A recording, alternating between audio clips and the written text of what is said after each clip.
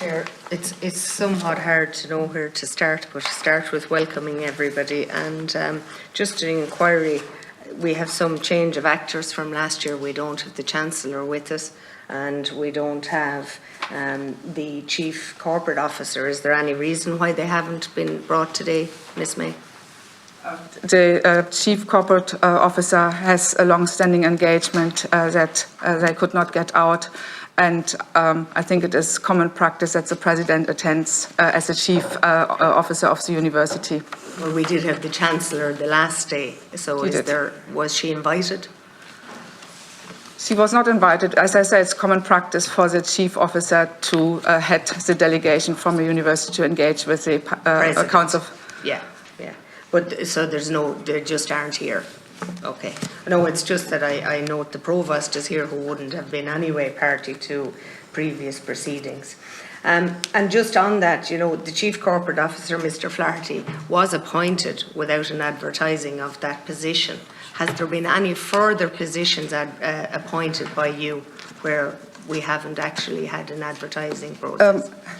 Deputy Murphy, when I took on my role as interim president of the university. I only asked, was there any other appointments when I took on advertised? My role as interim president of the university, I was very aware that in order to realise the ambitious... Chair, I'm sorry, Ms May, and I don't mean to cut across you, but I just asked a straightforward question. Were there any other appointments made since your last appearance that haven't been advertised? Yes. Or gone through the process? That's a yes or no. Deputy Murphy, I would like to correct you because the Chief Corporate Officer was not appointed without process. And I wanted to explain to you that as a president of the university, acting within my powers, I recalibrated the portfolio. Sorry, Ms Mayor, are you saying there was a recruitment process for the chief's job? There was a recruitment process then, was there? What I'm telling you is that as president, I recalibrated the portfolio of 7 members of the senior management. You'll find that when we discussed this last year, it was already discussed, and the nature of the appointment was that there was no recruitment process. Is that a fact? Was there a recruitment process? That's a yes or no, Chair, please, because my clock has been run down and all I'm asking for is a yes or no answer. Was there a recruitment process? Please. There was a recalibration of the portfolio of 7 members of the senior management. The question is, was there a recruitment process? The member of staff taking on that portfolio was dutifully recruited to the university. Over 18,500 students, you appear to have a difficulty in understanding the question I'm posing. Was there a recruitment process for the position that was granted to Mr Flaherty? That's a yes or no answer? There was a recruitment process, absolutely. There was a recruitment advertised, I think is the question. Well, that's the recruitment process. Was the position advertised? Just a yes or no, Mr O'Connor? There was a recruitment process for that individual to his initial post in the university.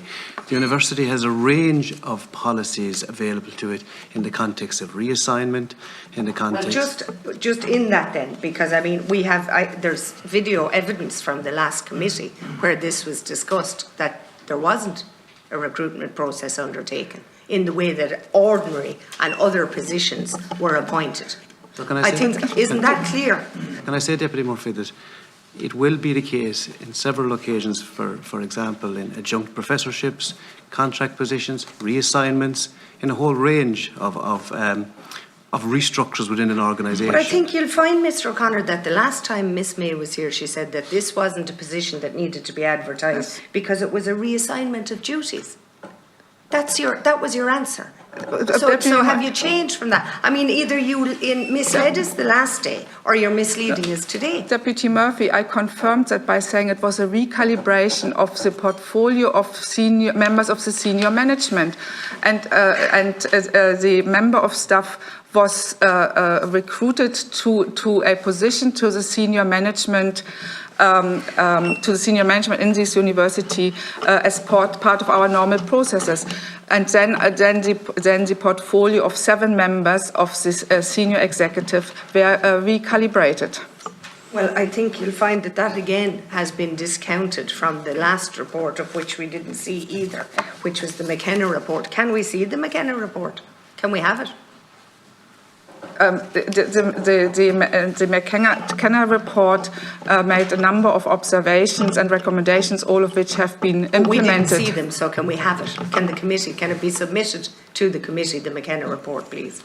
As I understand it, the McKenna report makes references to a number of individuals, and for that reason... Now, we've seen, and on the same basis then that we saw the last report from KPMG, can we have the McKenna report?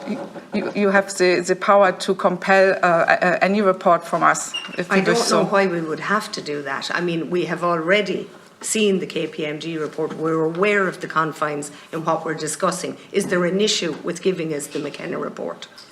Deputy, I believe there is an issue with providing the committee with McKenna report. And do they go above and beyond what the KPMG report, the issues were? Similar considerations arise, and I have to say, this is not a satisfactory position for the university either, but in circumstances where... The thing about this really is that this is not your first outing, Mr. Kelly. The bottom line here is we have A, B, C, D, E. It keeps going with the University of Limerick.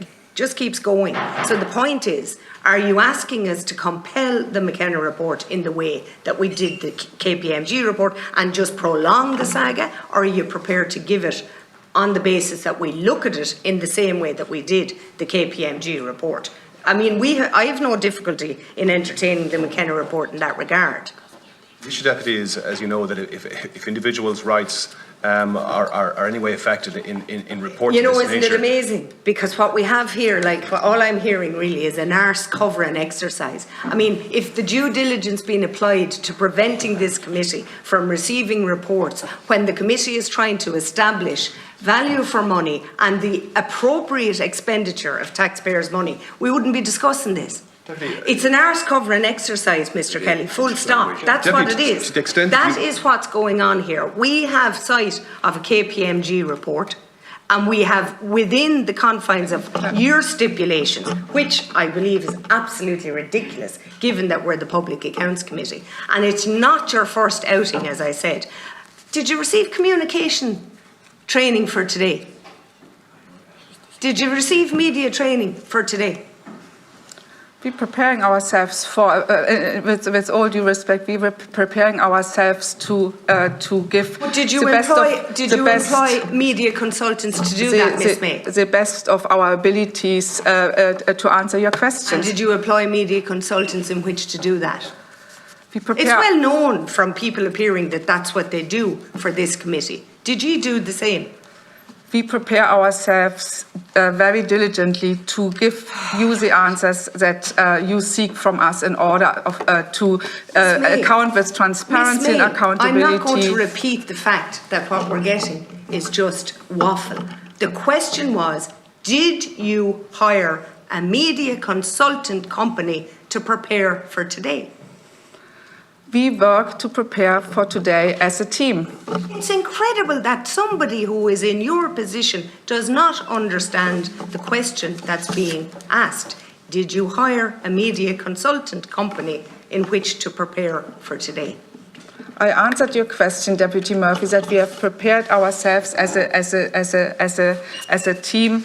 And did that preparation incorporate the use of a media consultant? We're working closely with our communication staff on the preparation for the appearance in this committee. Who is the consultancy company? We have our colleagues Laura Ryan here and Andrew Carey. In examination of your accounts next year, we're not going to see any media consultancy fees there. We're happy to share our media consultants' fees.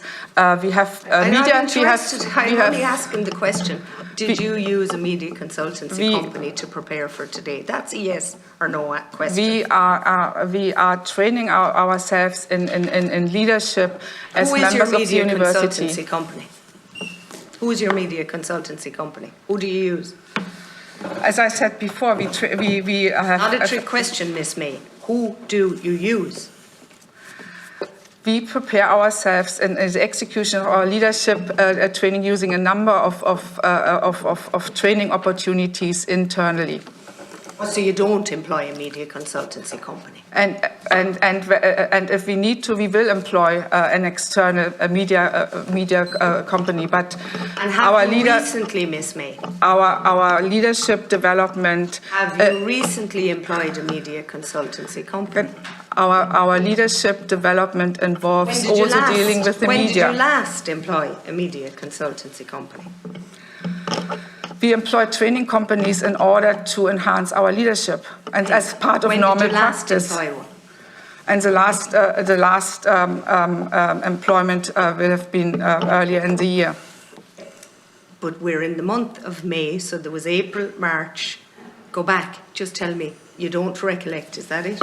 When you last had a media consultancy company into UL? I have very clear recollection. You asked me a very particular question of whether we are employing a media company in order to train for our appearance in the Public Accounts Committee. And what I have said to you is that we are training in terms of developing our leadership abilities in the round as a senior management team. When did you last employ a media consultancy company? What month of this year? What month of this year? In May. In May, thank you. And who was it? What was the consultancy company? Deputy, I don't know if it's appropriate to name individual companies in circumstances like this. Well, they'll be named in the accounts, I'm sure. Maybe the CNAG will confirm that. I don't think there's any difficulty there. It's public money for the best part. Chair, there's no difficulty. Answer, I think that, the question is... Why would you not want to? When the accounts are produced, will be in those, I'm sure. No, I think the expense would be there, but it wouldn't be normal to name specific companies in the accounts. But there's no, I mean, I can't see any difficulty.